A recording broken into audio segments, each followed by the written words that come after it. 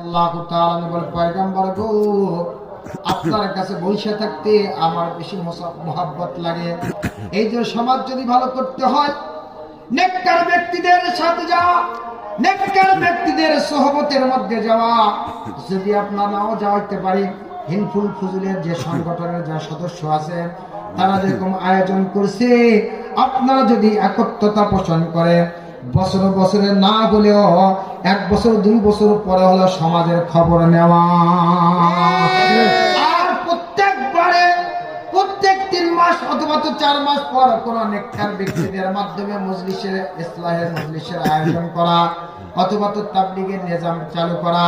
যখন যুবক ভাইদেরকে এই বুজুর্গ দিনের সওয়াবতের মধ্যে আনবেন, দেখবেন তাদের মুখের বয়ানে আল্লাহ চাহে তো মত ভালো হয়ে যাবে।